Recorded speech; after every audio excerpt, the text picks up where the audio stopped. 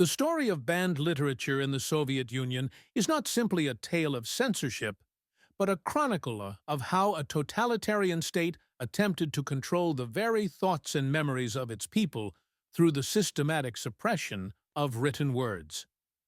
Between 1917 and 1991, the main administration for literary and publishing affairs, known as Glavlit, functioned as the Soviet Union's Orwellian Ministry of Truth, determining which ideas could reach the public and which would be buried in state archives or circulated only in underground samizdat networks.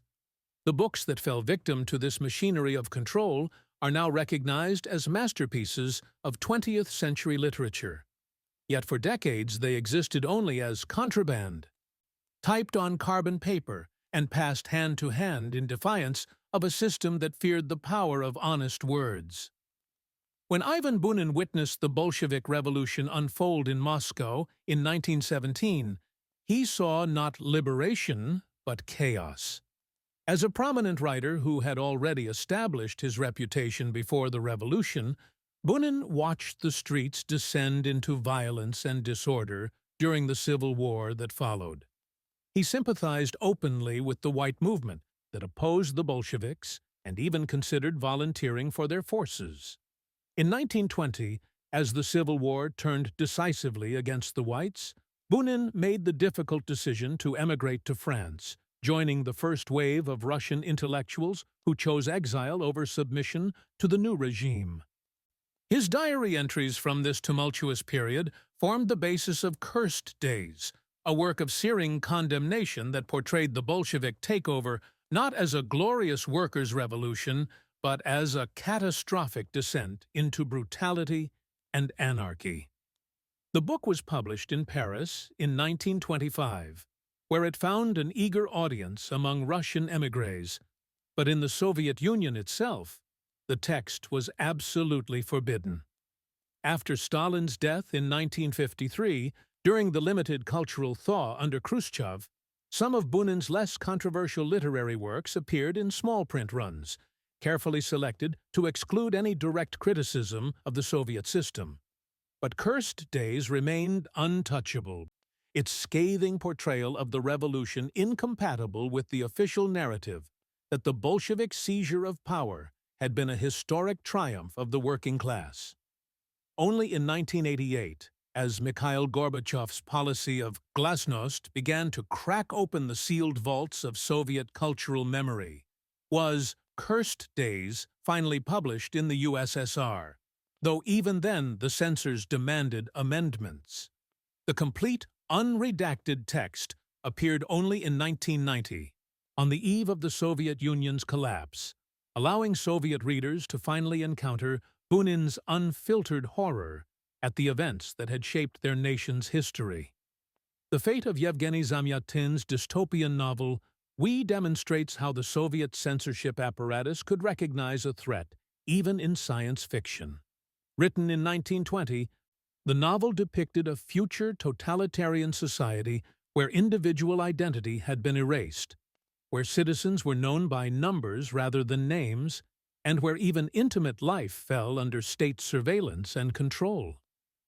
The parallels to war communism, the harsh economic system the Bolsheviks imposed during the Civil War, were unmistakable to Soviet censors, who saw in Zamyatin's imagined future an unflattering mirror held up to their present. The novel's influence would extend far beyond Soviet borders, directly inspiring both George Orwell's 1984 and Aldous Huxley's Brave New World, yet neither these works nor their Russian predecessor would be permitted publication in the USSR for decades. Zamyatin managed to smuggle his manuscript to the West before Soviet authorities arrested him, and the novel appeared first in English in the United States and later in European editions. This act of literary defiance brought severe consequences. The Soviet literary establishment subjected Zamyatin to relentless persecution, marking him as a traitor for allowing his work to appear abroad without permission. The authorities initially planned to expel him, along with other anti-Soviet writers, but instead placed him under arrest with an uncertain fate. Only through the intervention of influential friends, including petitions on his behalf, was Zamyatin eventually released. By 1931, the pressure had become unbearable, and Zamyatin took the extraordinary step of writing directly to Stalin to request permission to leave the country. Once again, connections proved crucial. Maxim Gorky, Stalin's favorite writer and a figure whose word carried weight even in the dictator's inner circle, interceded for Zamyatin. Stalin granted permission, and from 1931 until his death in 1937, Zamyatin lived in Paris, never to return to his homeland. We finally appeared in Soviet bookstores in 1988, 68 years after its creation, when its dystopian warnings had already become historical record. Mikhail Bulgakov's relationship with Soviet censorship exemplifies the cruel paradox faced by talented writers who remained in the USSR. Most of the works for which Russian readers now revere Bulgakov were published only after his death in 1940. During the 1960s thaw, The White Guard and The Master and Margarita finally reached official publication, though both bore the scars of editorial interference and censorship cuts that mutilated the author's original vision. The Heart of a Dog, written in 1925, presented an even more direct challenge to Soviet ideology through its story of a stray mongrel transformed by surgery into a crude proletarian named Sharikov. The allegory was transparent. The lower classes who had seized power in the revolution were portrayed as uncouth and threatening to the educated segments of society. Bulgakov was advised by those who knew the system not to waste time submitting the manuscript to Glavlit, but he did so anyway, perhaps hoping against hope for approval. The censor's response was entirely predictable, construing the work as biting political satire unsuitable for Soviet readers. In 1926, authorities confiscated the manuscript during a search, but Gorky's intervention once again proved decisive, and Bulgakov eventually recovered his work. The novel then entered the underground world of samizdat, where it circulated in typed copies and became enormously popular among those who could access it. The official publication came only in 1987, followed by a film adaptation in 1988 that became a cultural phenomenon. The book's quotations entered everyday Russian speech as catchphrases, a testament to how deeply Bulgakov's suppressed satire resonated with a population that had lived the reality it depicted.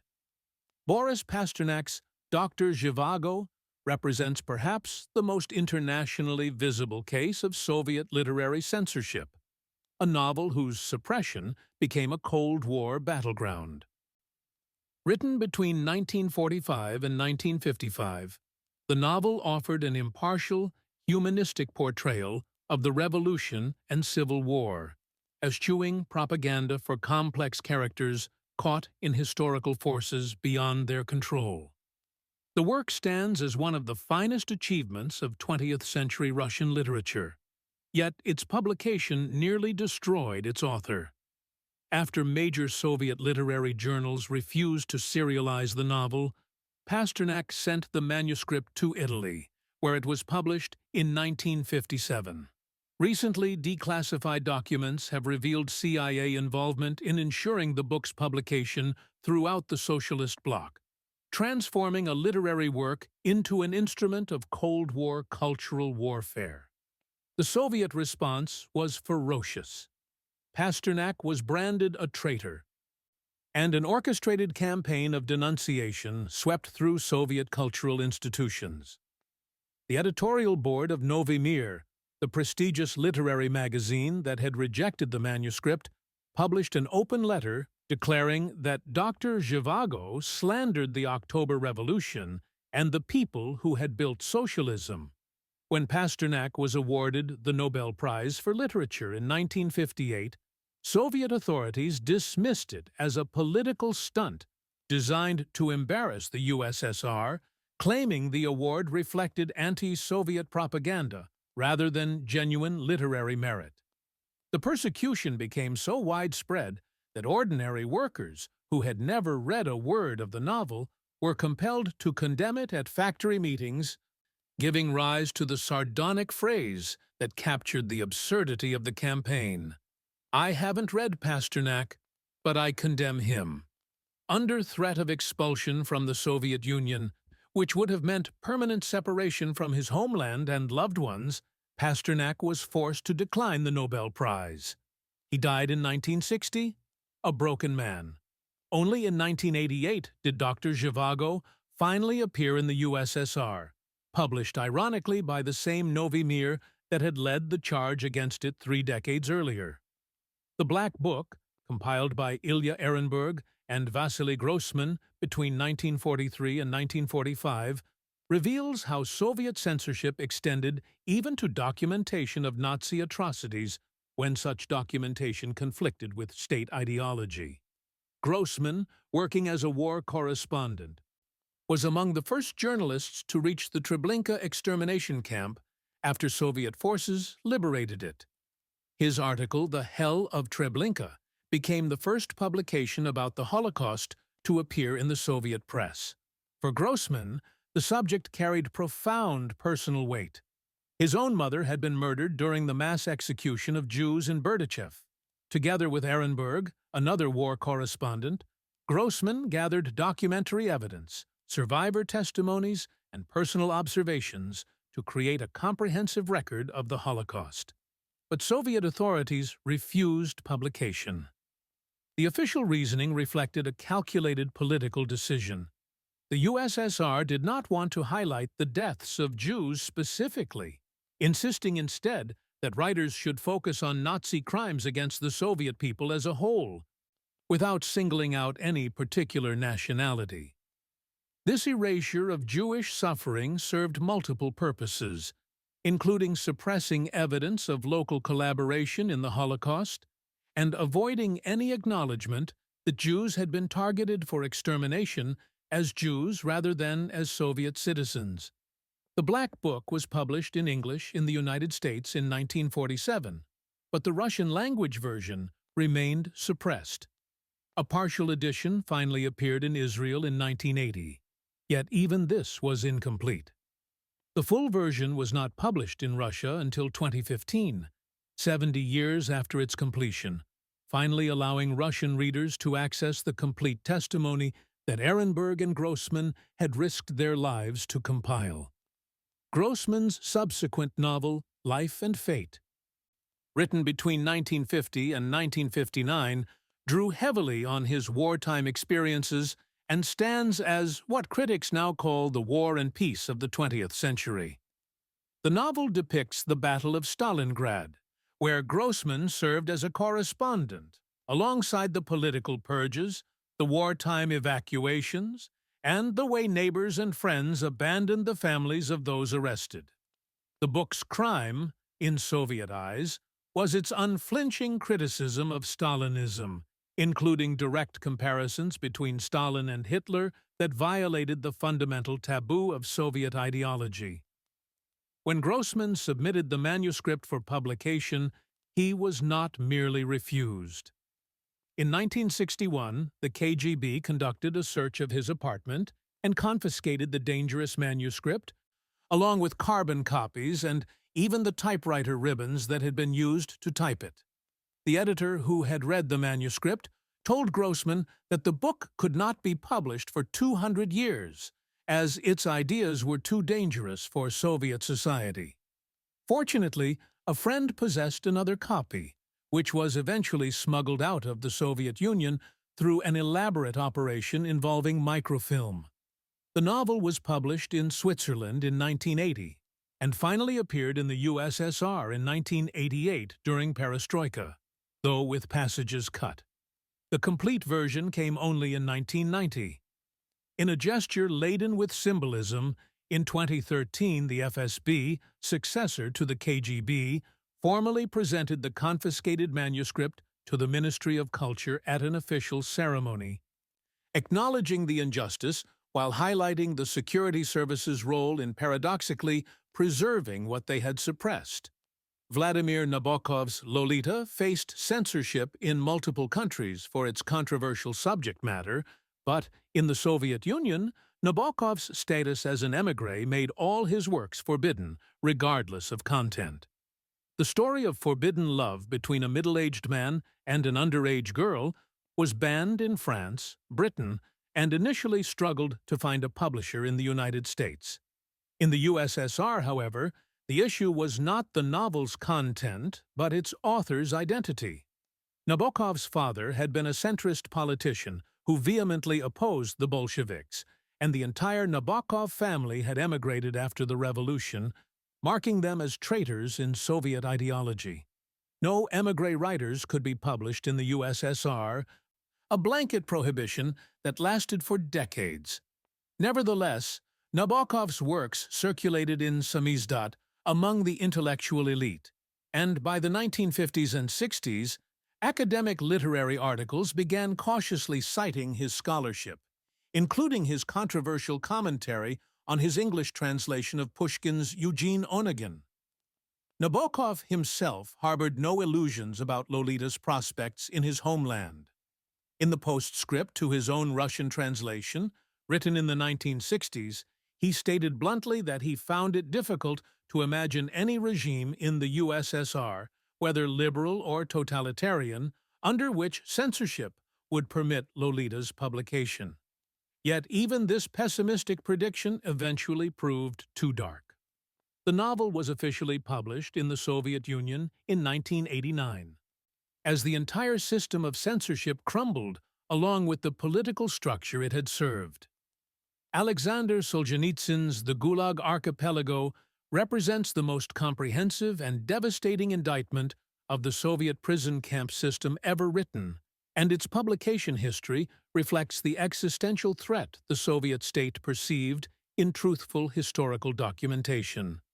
Solzhenitsyn had already broken through the wall of silence about the Gulag with One Day in the Life of Ivan Denisovich, published almost miraculously in Novi Mir in 1962 during Khrushchev's thaw. Based on Solzhenitsyn's own 8 years in prison camps, the novella offered Soviet readers their first officially sanctioned glimpse of the brutal conditions political prisoners endured.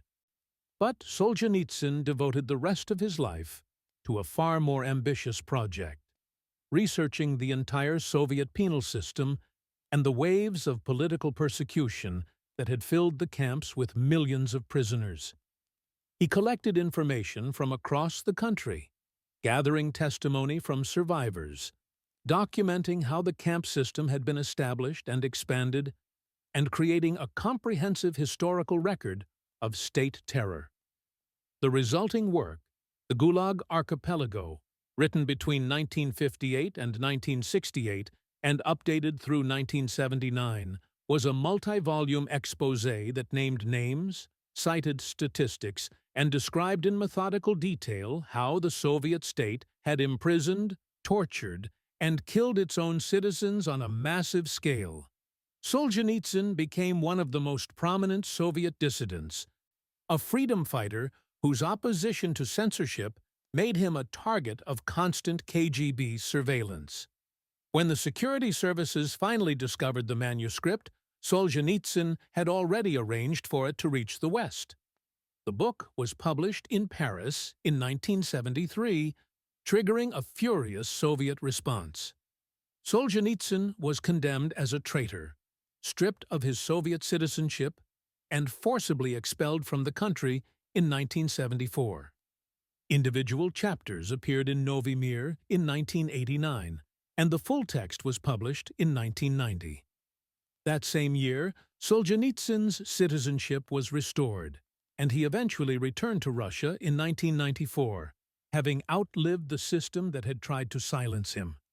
Eugenia Ginsberg's Journey into the Whirlwind, written in 1967, provided another crucial first-person account of the Stalinist terror, this time from a woman's perspective. Ginsberg described her book as a chronicle of the era of the cult of personality, using the euphemistic Soviet terminology. for Stalin's rule.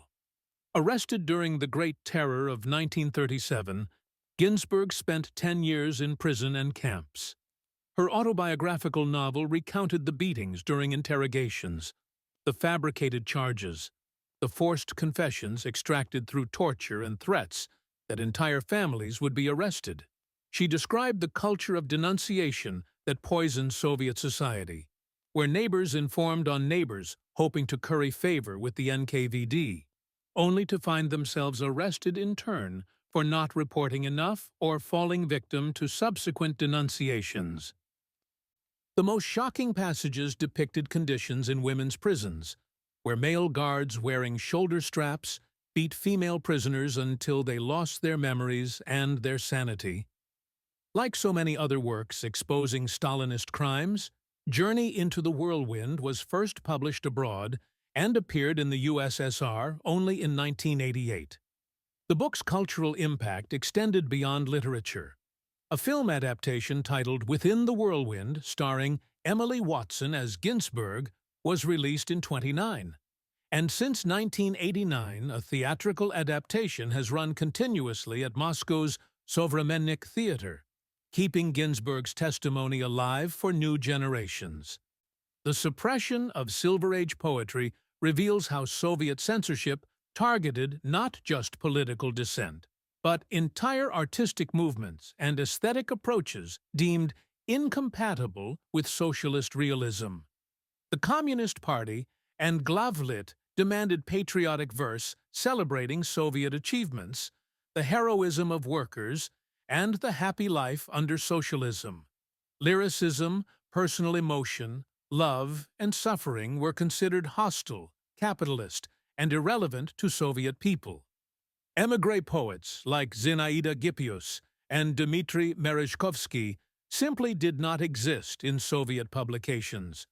Only during the 1960s thaw were selected poems by Konstantin Balmont and Marina Tsvetaeva cautiously published, carefully chosen to exclude anything too personal or politically ambiguous. Nikolai Gumilev, who had been executed in 1921 on fabricated charges of involvement in an anti-Soviet conspiracy, remained unpublished until 1986. The first publication of avant-garde poet Vladislav Kudasevich's work in 1989 was treated as a major cultural event. Even Sergei Yesenin, once among the most popular poets in Russia, had many poems suppressed for decades. Poets learned to write for themselves, keeping their work in desk drawers, though even this was dangerous.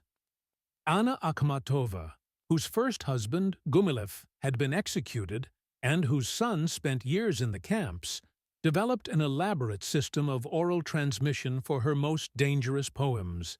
She would write verses on scraps of paper, have trusted friends memorize them, then burn the evidence.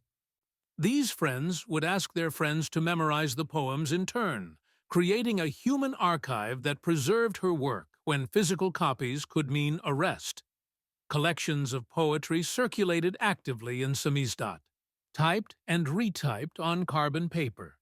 Many poets faced political persecution under charges unrelated to their poetry, accused of involvement in anti-Soviet conspiracies. Osip Mandelstam paid with his life for a 16-line epigram about Stalin, in which he called the dictator a Kremlin mountaineer with thick fingers like worms and a cockroach mustache. Arrested in 1934, Mandelstam died in a transit camp in 1938.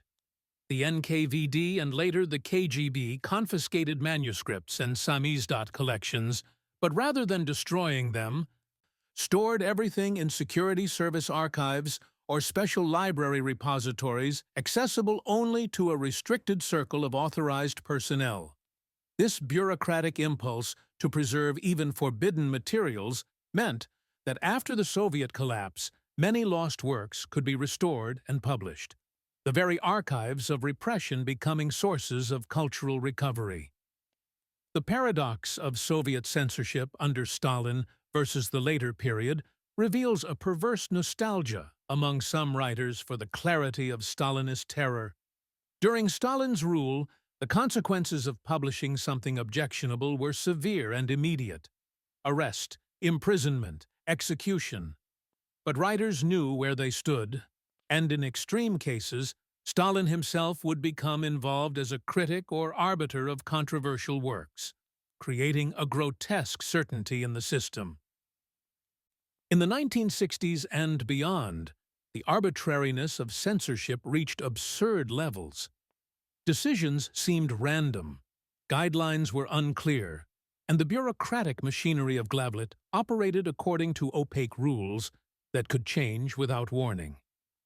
For many authors, this unpredictability was more psychologically devastating than Stalinist clarity, driving them to despair as they navigated a system where the same manuscript might be approved or condemned depending on which censor read it and what political winds were blowing at that moment. The reasons for banning books were numerous and often overlapping. Works could be suppressed for criticizing the Soviet system, even allegorically or in veiled form. They could be condemned for insufficient patriotism or for failing to reflect official Soviet values. Books portraying religion positively were forbidden, as were works offering interpretations of historical events that contradicted official narratives. Émigré writers were never published, regardless of their work's content, because emigration itself marked them as state enemies and traitors. The result was a vast shadow library of suppressed masterpieces, works that existed in manuscript form, in samizdat copies, in foreign editions, in memory, and in the archives of the security services that had confiscated them. The legacy of Soviet censorship extends far beyond the specific books that were banned. The systematic suppression of literature created a culture of self-censorship, where writers learned to anticipate objections and modify their work before submission, where readers learned to read between the lines for hidden meanings, and where the very act of reading certain books became a form of resistance. The samizdat networks that distributed forbidden literature created communities of dissent and preserved a space for honest discourse in a society built on official lies. When these books finally appeared in official publications during perestroika and after the Soviet collapse, they arrived not as historical curiosities, but as urgent, contemporary works that spoke directly to readers who had lived under the system they described. The publication of previously banned books in the late 1980s became part of the broader process of historical reckoning that contributed to the Soviet Union's dissolution. Citizens reading Grossman's comparison of Stalin to Hitler, Solzhenitsyn's documentation of the Gulag, Ginsburg's testimony of torture, and Bunin's condemnation of the revolution were confronting truths that undermined the foundational myths of Soviet legitimacy. The banned books, emerging from decades of suppression, helped dismantle the ideological structure that had kept them hidden.